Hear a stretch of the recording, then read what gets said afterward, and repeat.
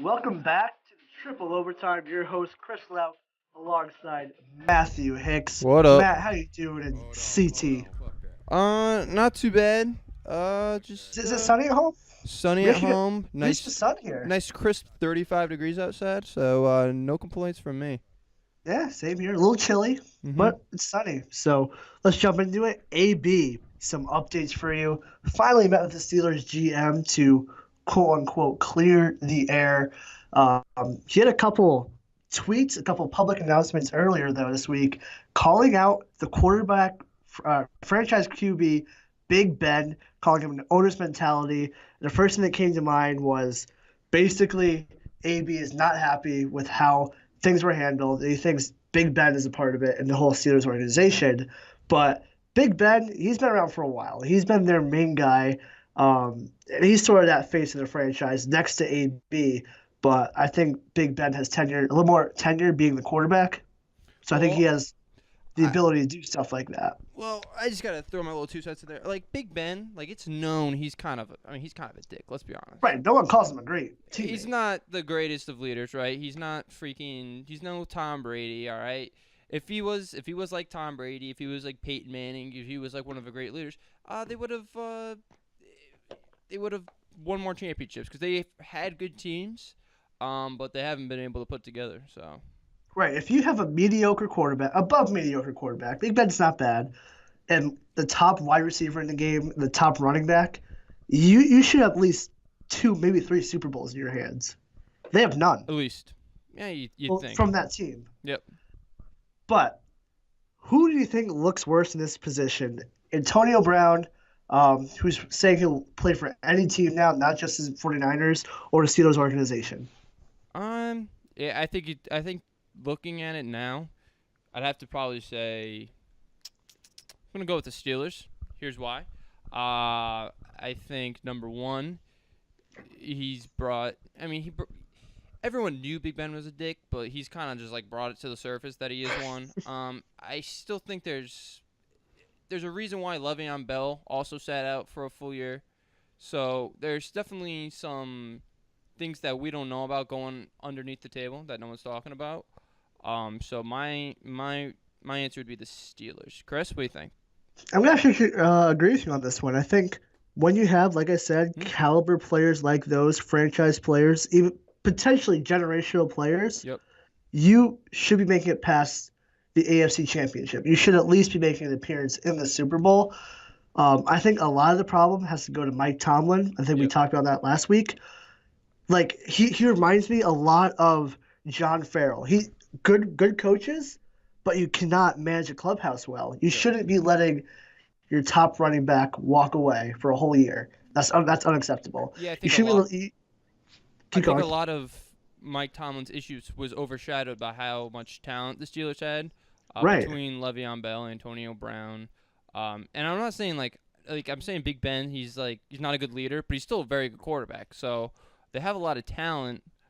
But yeah, I think a lot of the problems were overshadowed a lot of the time, and now that it's finally starting to come to the surface. And I think here's another thing. I think Mike Tomlin's coaching for his job next season. I would agree with you. I think also what Mike Tomlin didn't do well was handle the media well. Once the media saw, oh, Le'Veon has some problems, media started to creep in there. Oh, AB has problems too. They really started creeping in that clubhouse. And once the media gets involved, we saw it in Boston last year. The clubhouse will fall apart, Hmm.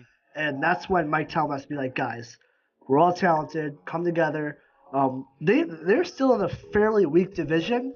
I think the Browns are making a push, and maybe the Ravens a little bit with their defense, but this is still a division they should be able to win with Juju Smith and James Conner next year. And if that does not happen, I think Mike Tomlin's out. Yeah, Mike Tomlin's. I think he's on the hot seat, Chris. Can we say that?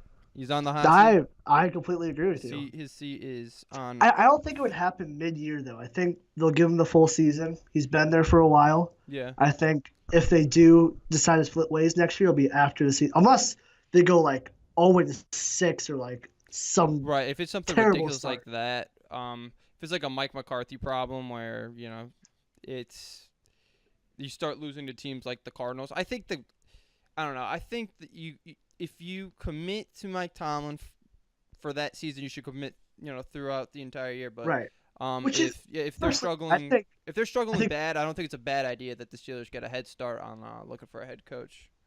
no, I don't either. But personally, I think any organization should do that. I think fire like for example, when Ben McAdoo got fired 2-3 games before the end of the season, like you can't just wait those last few games. Like I just Hmm. think prematuring firings a little messed up. But Yeah, I that's agree. just me. All right, moving on, Chris. So we both agree Steelers. Steelers are Oh, looking not hot right now. gotta work some things out. But big baseball news. Something actually happened in the offseason. Manny Machado going to the Padres. 10 years, 300 mil. Are the Padres finally contenders? Don't forget, they got another quote unquote ace. Not another, but they got an ace. Garrett Richards, mediocre with Anaheim, comes to Padres. He's probably the number one guy. They also got a veteran second baseman who won a World Series last year, and Ian Kinsler. What are you seeing in this lineup? What are you seeing in the rotation? Are they contenders? Well, Chris, right now I look at that lineup and I think it's a pretty mediocre lineup. I think there's definitely upside there. I like Hunter Renfroe. I think he's a good right fielder. I like Machado, of course, he's good. Hosmer, good. Will Myers, yeah, Potential. he's a hit or miss for me. He had a really good beginning of his career with Tampa Bay. But I think ever since him being traded out to San Diego, maybe we just don't hear about him enough because he's on the West Coast, and I don't really pay Right. attention that much to West Coast baseball. But he kind of, I don't know. I would say his production's kind of dipped a little bit since joining there. But other than that, Chris, I mean, you're the expert here. What do you think about? Do they have a good farm system coming up that they can kind of have that to back up? Because remember, like the Cubs a few years ago, right? They Right. were Right. bringing in guys like Lester, and they were bringing good veterans. So when guys like Chris Bryant and Chirinos and Baez and Russell came up, they had like a good Yeah. veteran setup. Do you think the Padres can replicate something like that? So here's what I'm looking at. Mm-hmm. Um, Kinsler's obviously their starting second baseman. Hosmer at first base. I had questions at short and third. Probably your two most important places, but they got Urias coming up at short, who's one of the top prospects in France, who isn't really a top prospect, but he can hit for power. So he's probably your 7-8 guy. Hits probably about 18 homers, bats about 220.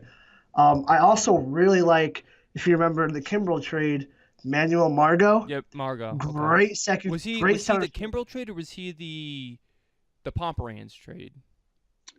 It was one of those I two. think it was the Pomerantz trade. I think you might be right. I think the Padres fleeced us there. Oh, absolutely. I don't want to say that. Fleeced Pomerantz us. had 17 wins his first year. Okay. But Margot, he's looking nice. I think he hit like 260 last year, and that was his first year. Had like 30 stolen bases. I think Margot could be what Billy Hamilton was supposed to be. I think he has that speed. He could probably hit for power, more power than Hamilton's as could probably produce. I think Margot could be your next big center fielder, next to Mike Trout, obviously. Not obviously as good as Mike Trout, but I think he has potential to All right, be Chris. top 5 center fielders. Renfroe I like, Myers, and their catcher is a little bit of a question mark. Who do they Hedges, have? Austin Hedges, who's supposed to be really nice, Oh, I thought but they had someone else. Mejia, Hold on. Indians catcher, Hold and on. Mejia. Mejia, They got right, from the the Indians. Indians. He's good. He'll be good, but I think he needs to prove himself first. He needs Okay. to play All right. the bench for a year, learn up to date starting rotations.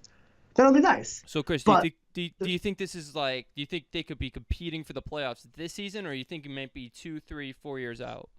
I give them 2 years out. I think their ceiling, what they should shoot for, is a wild card spot. Okay. But I don't think they'll make that. Okay. But I think they have the potential to. If everything clicks well, I give them a wild card spot. Well, I think one thing that's really interesting in here too is I think it's a good thing for Machado because I feel like Machado, I don't think he really did good in the big market. He was on the Orioles, and the Orioles, unless they're in the playoffs, no one really talks about the Orioles. Right. I think he went from there, and then I think he wanted to go to a big market, and that's why he asked for the trade, and they sent him to the Dodgers. And I don't know. I think he talked too much.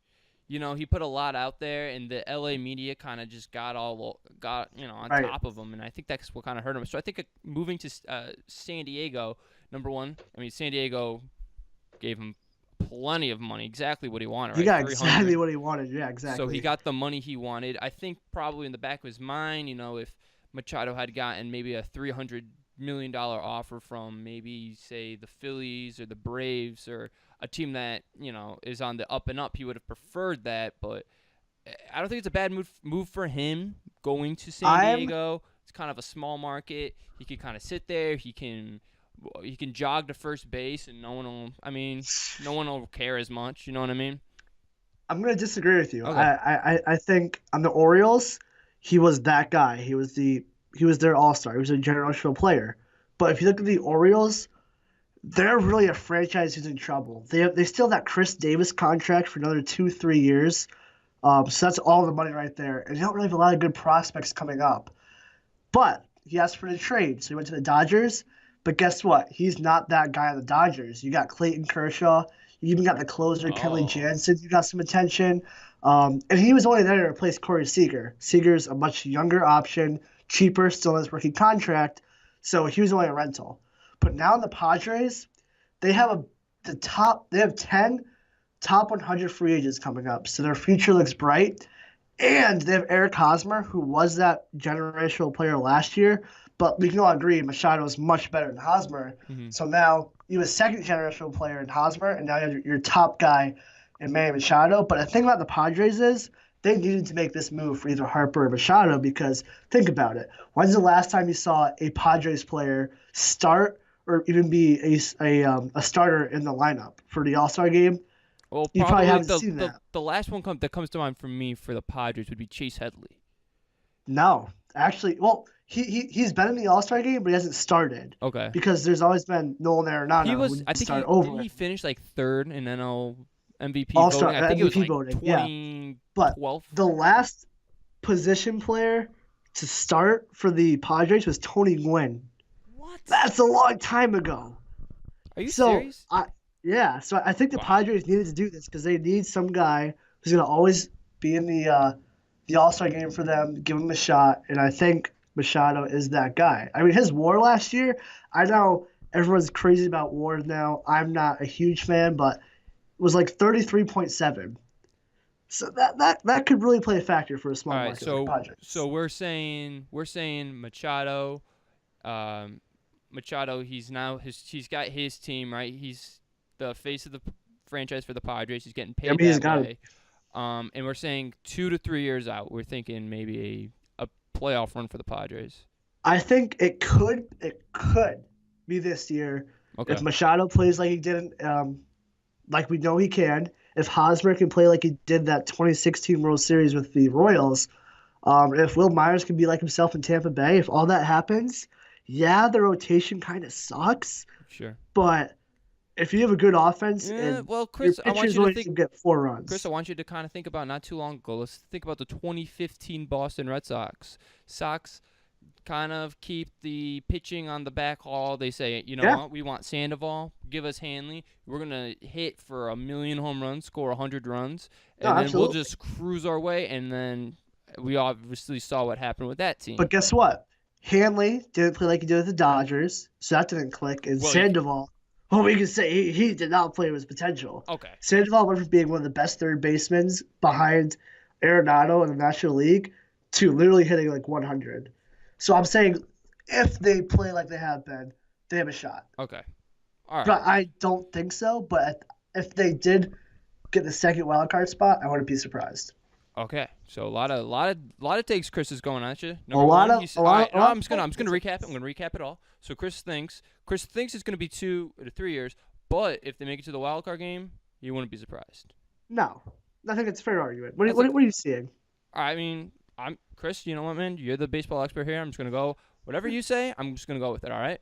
I like it. I like All right. it. Do you So think Chris, question. Harper Yeah, this is Machado exactly what I was gonna bring up. What do you think? Do you deserves think? more money? Okay, so I was looking at their stats a little while ago Okay. during stats class, ironically or not, Oh, because it's good to see you pay attention. you can't sit through a whole lecture and not do. Eh, Statistics, dude. It's No? fun. You don't think that's fun stuff? I mean, I think it's fun stuff, but when you're doing stuff ahead of the Oh, professor, yeah, yeah, you're yeah. 10 minutes ahead, you're like, Okay. Oh, oh, sorry, Chris. my professor's a little slow. Gotcha. So I was like, all right, let's see who deserves more money. So honestly, I know people don't like him as much. I know they think he's kind of a dick, but I think Machado deserves a little bit more money. If you look at Harper's last year, hit about 250. Machado hit 290. I mean, I know average isn't everything. Harper had a little bit more power, but when you're looking for a generational player, you're probably gonna want to focus on average a little bit more. Shows he gets on base more. Their slugging percentage is just about the same. Yeah, So but Go ahead. Finish. I just think higher average, similar slugging percentage. Why not go with Machado? Well, my argument's going to be who's going to put the butts in the seats, Bryce Harper or Manny Machado? Who brings more flair? I want to say Harper just because that is why not I'm by going to say much, though. Harper deserves more money because the way I think of it, as a business, as an owner, you're looking at, man, I need to get more people to come to the games. Who's going to be the guy who before the game is going to take his hat off, do his little hair flip, crowd's going to go wild, they're going to be chanting his name. Who's going to be the guy who's going to go out there on during the press conference with his Make Baseball Great Again hat? And I need to get one of those. yeah, got to get one of those, right? Who's a better face for baseball? I'd say it'd be Bryce Harper. So that's why I think I would agree with you on looking the at last looking one, at it like that, I think Harper deserves more money.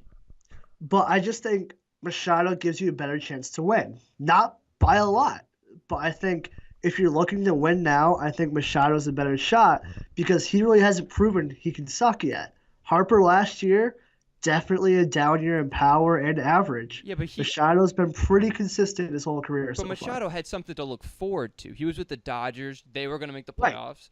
I mean, Harper on the Nationals, Don't you think a contract year is something to look forward to for Harper though? I feel like he was distracted.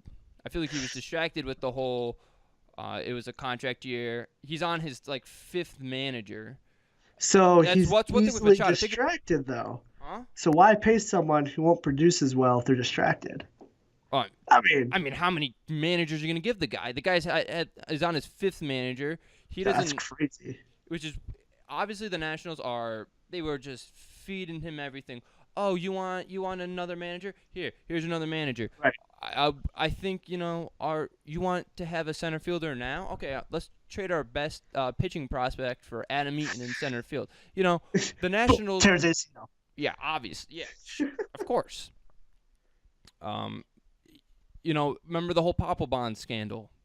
Who side did the Nationals take? Oh, they're gonna take Harper's side. Yeah, that was tough. Tough for ours. So in my opinion, I think a lot of it was distractions.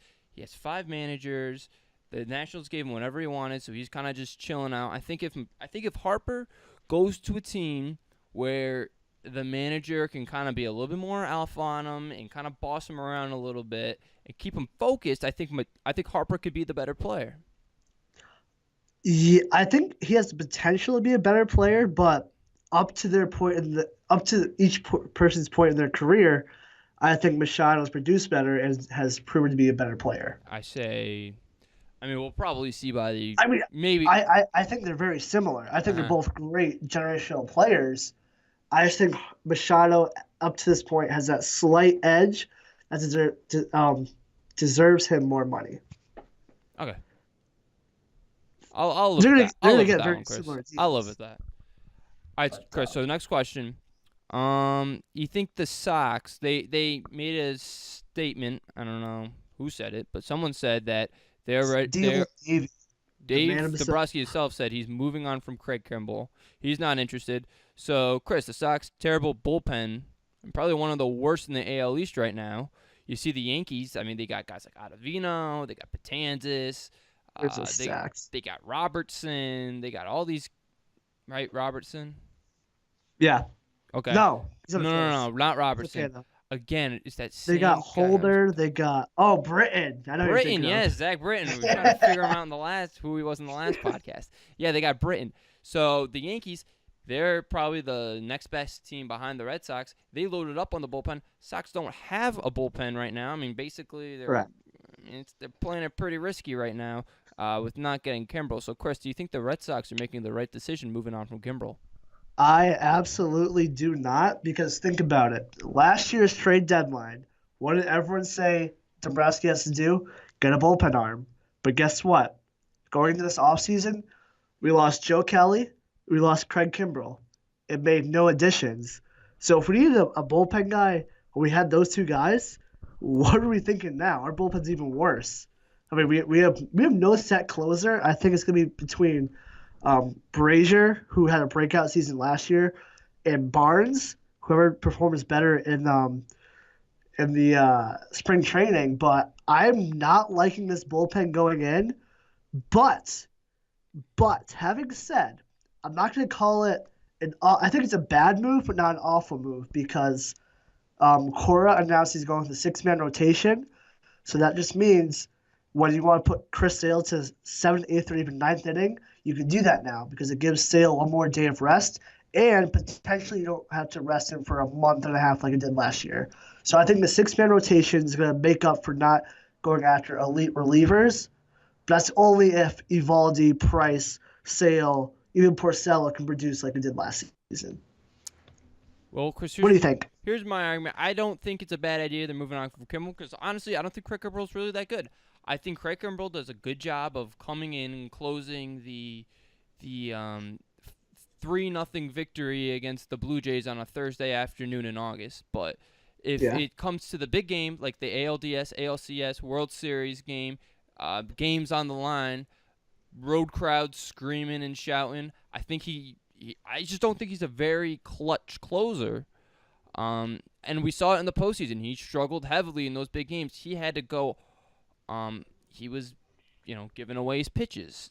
I mean, I just don't think Kimbrel's that great of a closer.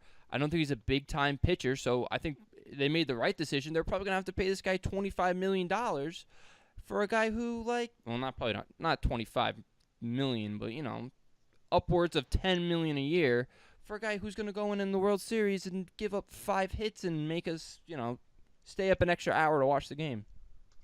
I just think it's just bad, just because Kimbrel has the potential to be a Hall of Fame closer, and I think a lot of people have like recency bias. Like, yeah, he did not perform well in the postseason, and that just happened. But in the regular season, more or less, he was reliable. I mean, right. I'm not saying yes, he does a great job of pitching, striking 3 guys out in a 3-0 game against the Blue Jays in the middle of August. Like, those are his games, Not a lot of pressure on him. He just goes in there. He kind of just does his thing.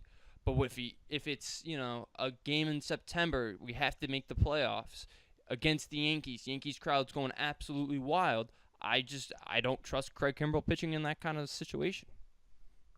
I'm gonna slightly disagree. I mean, I've seen that happen, but I mean, this guy still has a sub-2 ERA for his career after his career high ERA was this past year, but it was 2.74. That's still under 3. That's still elite for a closer.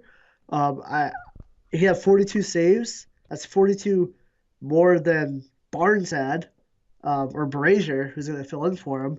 But another thing I think is a plus, though, I still think it's a bad deal, but I think this kind of adds to your argument.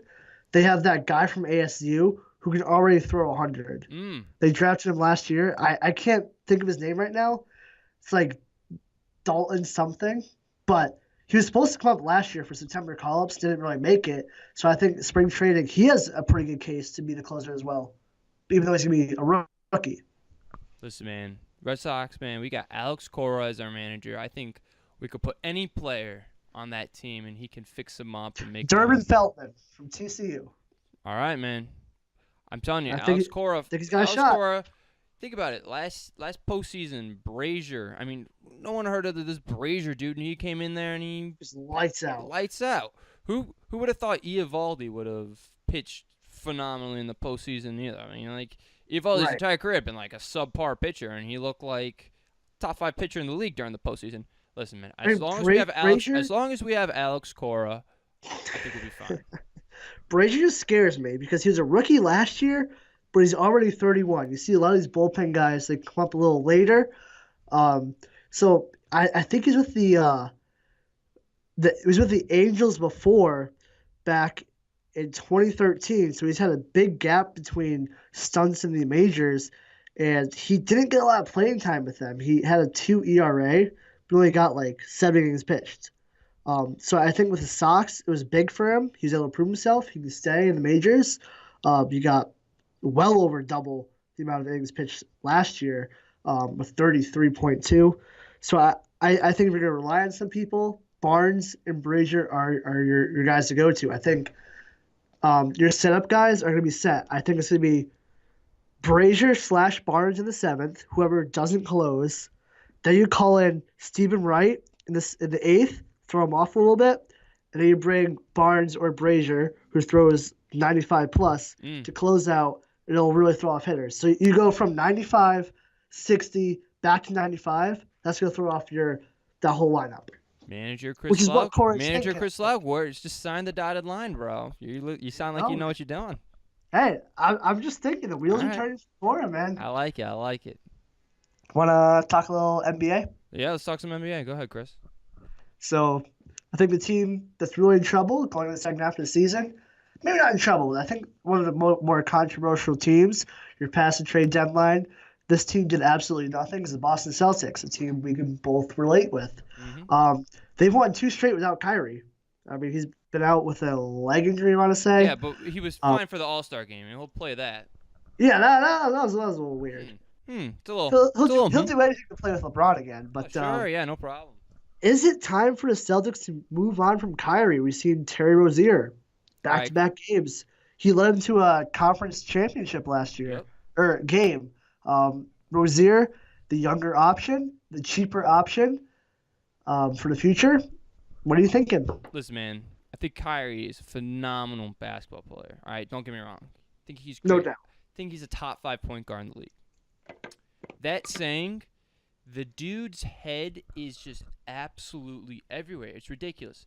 Beginning of the season, he sits down. Actually, no, not even before the beginning of the season. Right. Before even that, there's allegations that he'd be interested in playing in New York. You know, you kind of look at that like, all right, whatever. You know, maybe we'll have him play this one last year, and then we have to convince him to stay.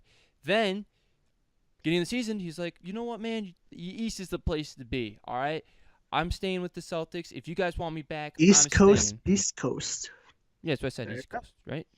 Yeah, East Coast, East Coast. Okay. So he's like, man, this is the place to be. He's like, if you guys want me back, I'll stay. Now, all of a sudden, you know, there's reports coming out that he would definitely be into going back to hang out with LeBron, right?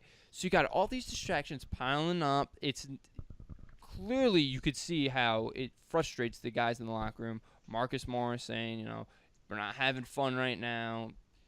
Stuff. I mean, you know, they had back-to-back blowout losses. Right, Or not blowout losses, but blown lead losses. Blown lead losses, right. So Morris is saying they're not having fun. Tatum's all of a sudden he's saying like, oh, man, I think it'd be interesting to maybe start somewhere else. So you got all these reports coming out, and then Kyrie gets hurt, and I feel like that was almost like a coming together for the team. You know what I mean? I think everyone kind of just like, all right, we don't have Kyrie, now we have to play as, you know, one unit. And I think the Celtics played better basketball without him. I think it's something I that. think we saw the same thing in the conference playoffs. Right.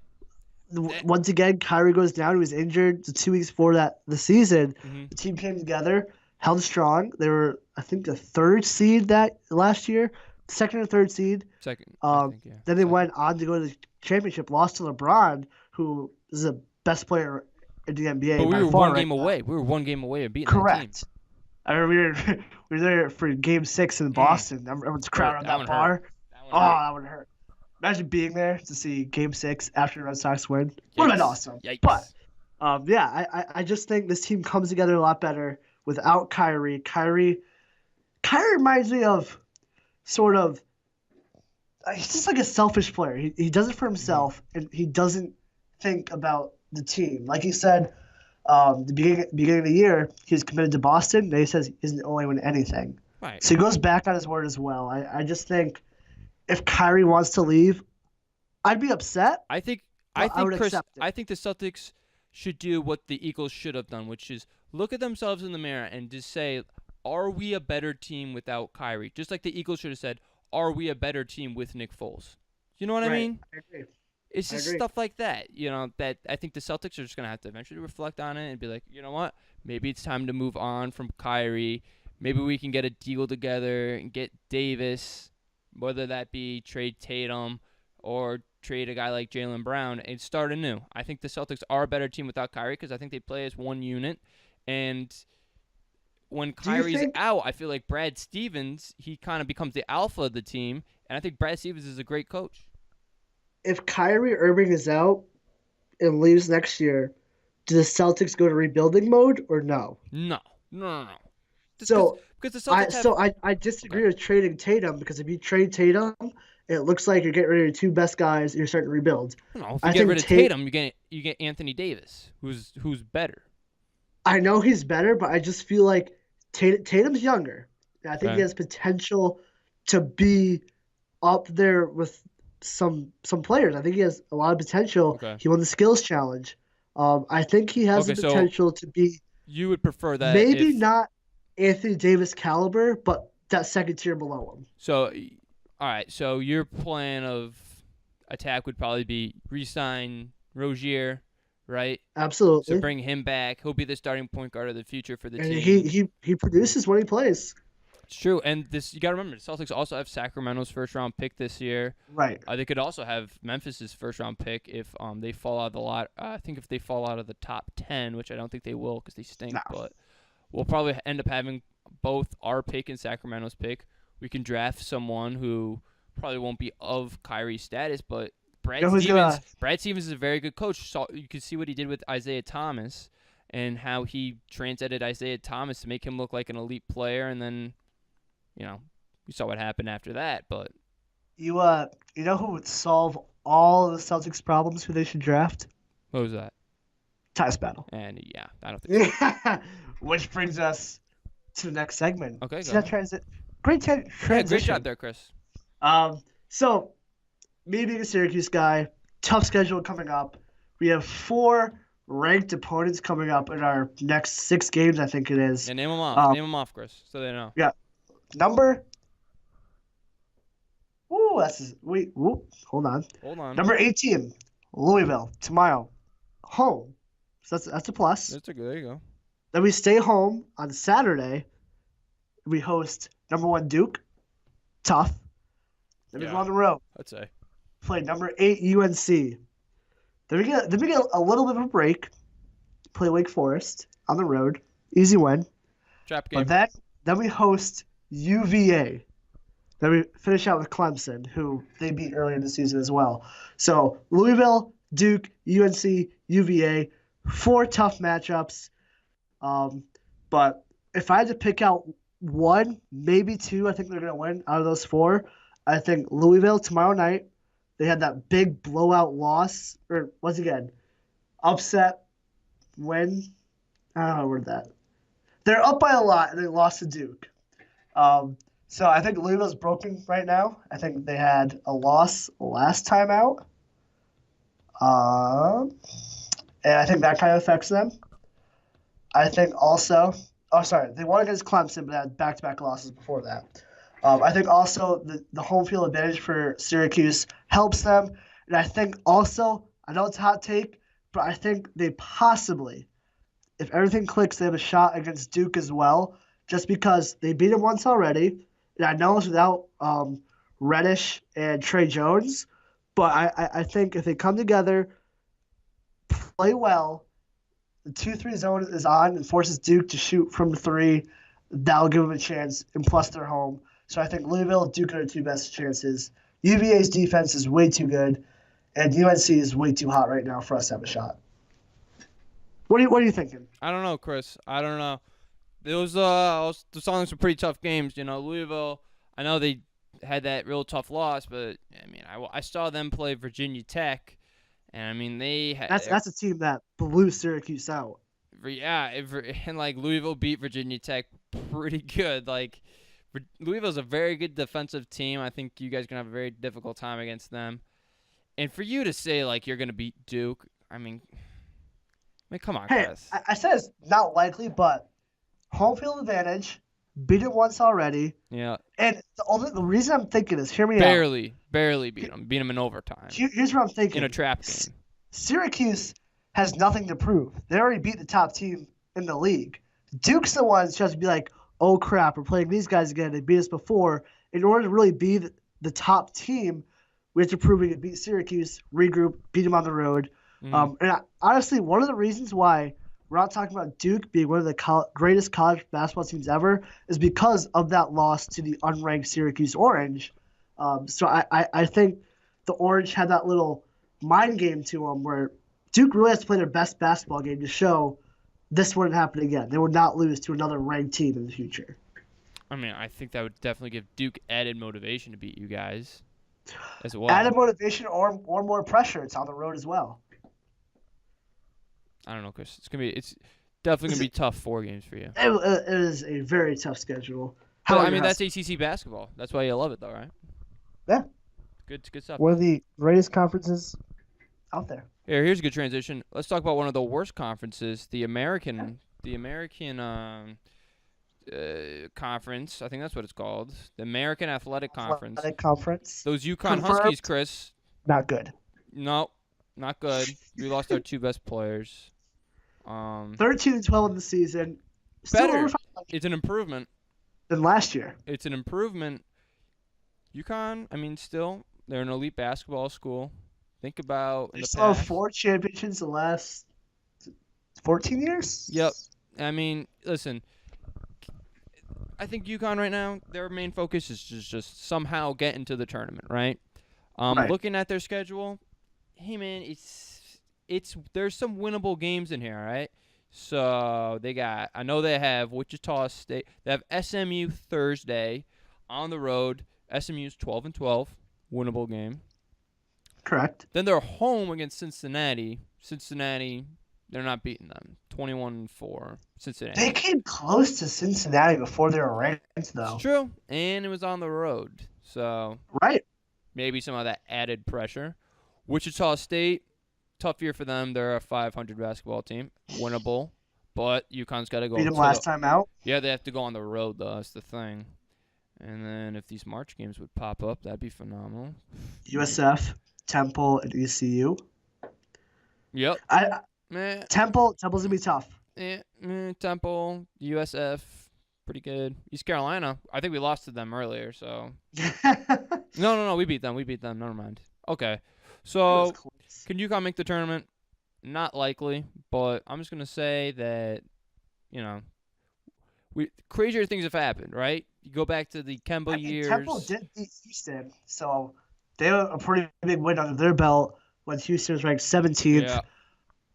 Now they're ranked even higher, I believe. But listen, Chris, in years past, UConn has done this where they have run the table in the American Athletic Conference, and then they come in as like an 8 seed, make some noise. Right, Shabazz. Shabazz. The same thing with Kemba too. Kemba, if it wasn't for them winning the Big East tournament, I don't think they would have made it to the tournament, to the actual tournament at all. So didn't make it to the tournament, but he made it to that conference championship when everyone said you got a no shot. Exactly. So they've done it before. It's in their school history, and I think they have a really great coach in Hurley who can sort of bring the team together. He's a really fiery coach. He's fiery. Nonetheless, but yeah. Building blocks, Chris. Brick by brick. You just got to take it. I just don't like the injuries to Adams and Vitale. I think that really, really hurts. Yeah, that's going to hurt their chances. Especially at the free throw line. I mean, Adams is like 85%. So Adams is the UConn Huskies, so without him, it's building blocks. We're getting there. We're getting there. I don't think they're going to make the tournament, if you're asking me. All right, yeah, I'm right there with you, Chris. But if they do, if there's a school that could pull it off, it'd be UConn. Woo, Huskies. But earlier this week, Kaepernick back in the news. Yeah. Colin Kaepernick, paid by the NFL for the collusion. So that's finally settled after. Settled outside of court. as a well. year or I think so. that's important to add. So, did Kaepernick really care about this Nike um, movement? How America is really, I don't want to say racist, but No, basically, all right. So here's what the collusion case is that the owners purposely didn't sign him because right, of his kneeling and the movement he took. Now, I think if Kaepernick cared enough, I think he wouldn't have taken the settlement outside of court. I think he should have took it to court. That way, this never happens again, and the players are able to exercise their First Amendment right, which freedom of speech, right? correct. I listen. He took the bailout money. The NFL, I think, was happy enough to just give him cash. That way, they don't look like idiots. The NFL has done it before with concussions, and it took years and years and years for it to progress. So I don't really agree with what Kaepernick did, but I mean, I guess if he's happy with his $80 million or whatever they're gonna pay him, Right. I mean, take it. for my whole problem with this whole thing, he was arguing he wasn't giving an opportunity to play for an NFL team. I say that's BS. The Ravens did give him an offer It's true. to be the fourth string quarterback. I get it's fourth string, but hey, Kaepernick, if you say you're so good, you should have easily been able to move up from fourth string to one string. But hindsight bias, I don't think he would have been playing over Lamar Jackson because Lamar Jackson has been No, playing NFL the past 3 years. this and was 2 years Kaepernick ago. hasn't. So Lamar wasn't even on the team. All right, so Joe Flacco is there. Yeah. So it would have been a third string behind RG3. But still, I don't think he would have played over Joe Flacco. Mm-hmm. But if he says he was so good, then take it. Show us what you got. And he declined it. And then he said that he'll play in the AAF, but only if he gets paid $20 million. So those are two opportunities he had to prove to NFL teams that he's NFL ready and he can play in the NFL, but he didn't take them. So for me, I think he's only in it for the money. He got his settlement, and now he's not going to be in any Nike ads ever again. I guess we'll just have to wait and see. I disagree. I think he'll keep bringing his name up for relevancy, whether it be for good or bad. I think he'll just he'll keep showing up. But Eric Reed was also in the settlement. I thought was Eric interesting Reed, the because same Eric exact Reed is thing. currently playing. So I thought that was a little interesting. Man, it's honestly talking about this whole settlement thing. I don't think it really changed my opinion on the entire Kaepernick thing. Yeah, the entire movement. I think I had my mindset like I don't agree with I think his message gets diluted in his whole kneeling situation. I think there's a better way for him to promote what he wanted to promote. Honestly, I mean, obviously he's done the NFL. I think he'll go on as a public speaker now. Yeah, probably. Kind of changes momentum, but no, I mean, I just don't think it was the best option for Kaepernick. Obviously, the best option for the NFL. Yeah, I'm sure the NFL would like to never see him again and just move on, but I guess we'll just have to wait and see, Chris. We will have to wait and see, and our listeners will have to wait and see what we got in store for next week. Thank you for joining us on the Triple Overtime. Chris Lauk, Matt Hicks. We'll see you next week. Peace.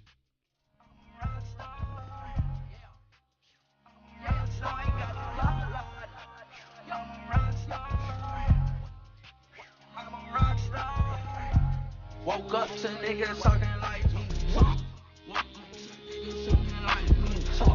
Woke up to niggas talking like me.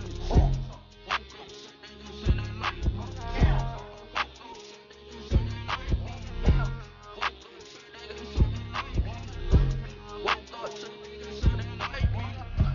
Woke up to niggas talking like me. Boy, I think they like me. Yeah, they like me. Hey. Ice cream. Flashlight. My juice up is some spice. Diamonds on me fire. Niggas fight me. That's your bitch, you better be the pipe me. We ain't fighting. Baby, inside me. So excited. Really cool. We could dodge me. I just spent $100 on my watch piece. I don't want to dodge me. She just wanna fuck me for the clout.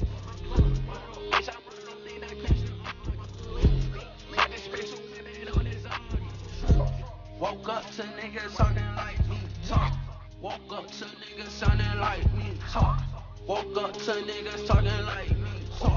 Woke up to niggas sounding like me. I woke up to niggas sounding like me. Woke up to niggas sounding like me. Woke up to niggas sounding like me. Woke up to niggas talking like me. Yup. Yup. Don't need some violence.